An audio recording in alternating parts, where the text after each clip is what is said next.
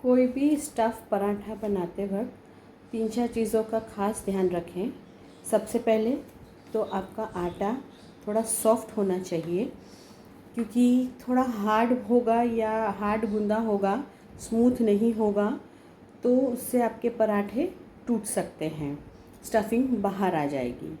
दूसरा, यदि आप आटे में नमक डालते हैं तो आपको मसाले में थोड़ा नमक कम डालना होगा।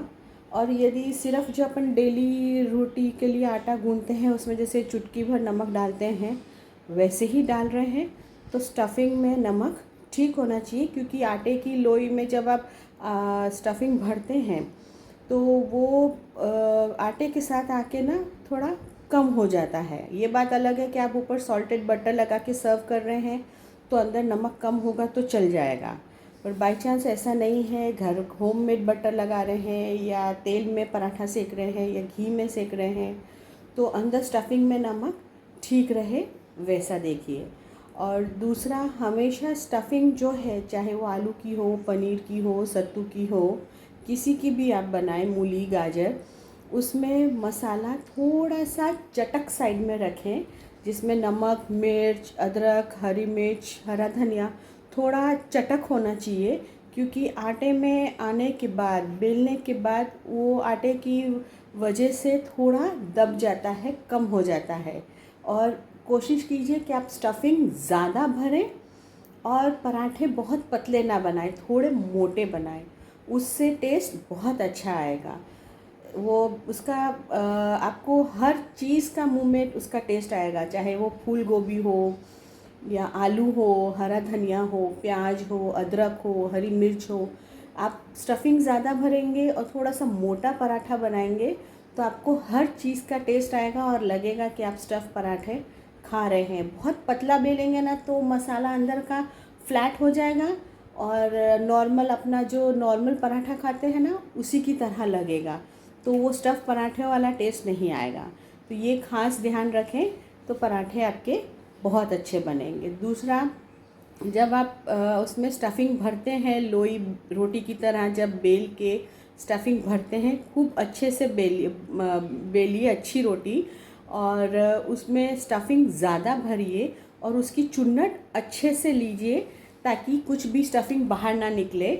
अच्छे से उसको राउंड बनाइए और फिर उसकी चुन्नट लेंगे तो उसकी भी एक ट्रिक है, आप किस तरह से उसको बेलें ताकि वो फटे नहीं, आपका बाहर ना जाए मसाला।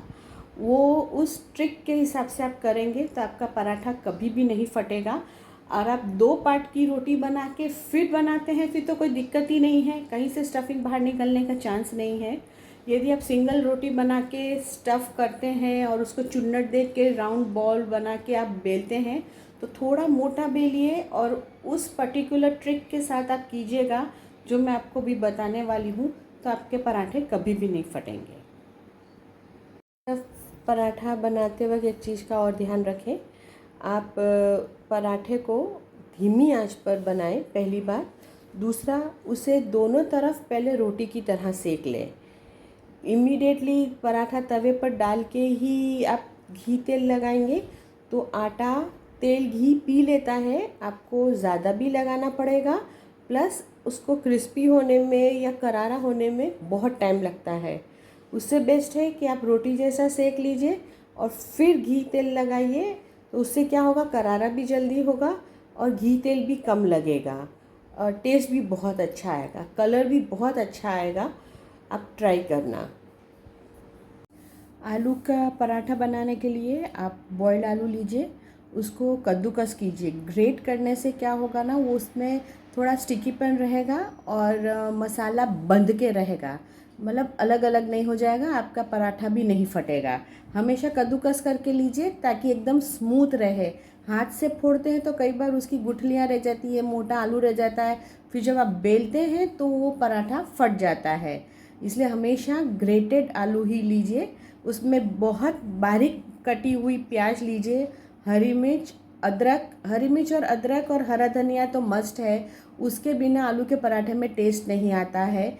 हमेशा उसे एकदम महीन, इतना अच्छे से छोटा छोटा काट के डालिए ताकि उसका मुंह में छोटा सा एक टेस्ट आ जाए ना तो मज़ा आ जाता है खाने में।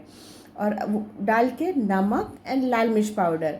अब जितना ज़्यादा मसाला वगैरह डालेंगे ना तो उसका टेस्ट चेंज हो जाएगा। बहुत लोग डालते हैं गरम मसाला डालेंगे, जीरा डालेंगे, अजवाइन डालेंगे, बट एक्चुअल आलू के पराठे का टेस्ट है सिर्फ प्याज, हरी मिर्च, अदरक, हरा धनिया, नमक एंड लाल मिर्च पाउडर। ये आप अच्छे से डाल के बनाइए, उसमें कंजूसी मत कीजिएगा मसाला बनाने में। उससे आप बनाइए अच्छे से, हाथ से उसे मैश कीजिए और फिर वो स्टफिंग आप रोटी में भर के अच्छे से पराठा बेलिए। फिर जब आप पराठा सेकेंगे तो उसको अच्छे से पहले धीमी आंच पर रोटी की तरह तो सेक लिया, उसके बाद में जब घी तेल जो भी है लगाने के बाद में उसको दबा दबा के उसको कीजिए तो उसका कलर और क्रिस्पीनेस बहुत अच्छी आएगी, एकदम मस्त करारे बनेंगे, पर धीमी आंच पे।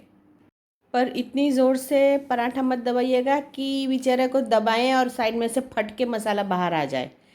तो अच्छे से हल्के हाथ से उसको दबाइए।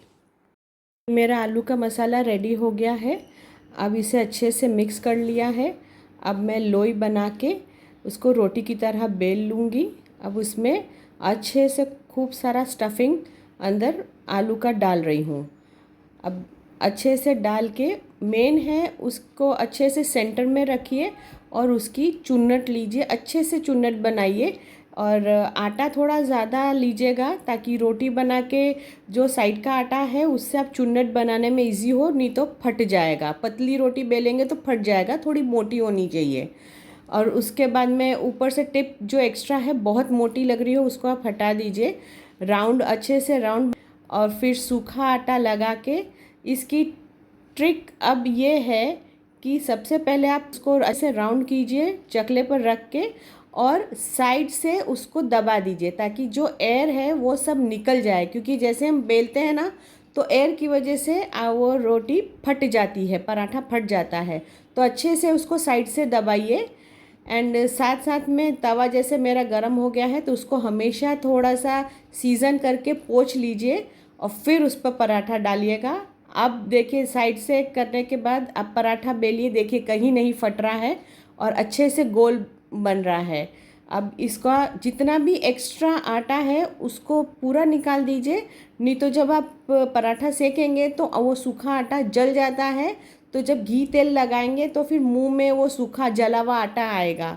तो उसको एकदम अच्छे से पूरा सूखा आटा निकाल दीजिए और फिर धीमी आंच पे उसको दबा दबा के सेकिए अच्छे से। जितना आप धीमी आंच पर सेकेंगे उतना वो क्रिस्पी और अच्छा बनेगा। अभी हमारा पराठा तैयार है, अब इसके ऊपर बटर लगा के खाइए।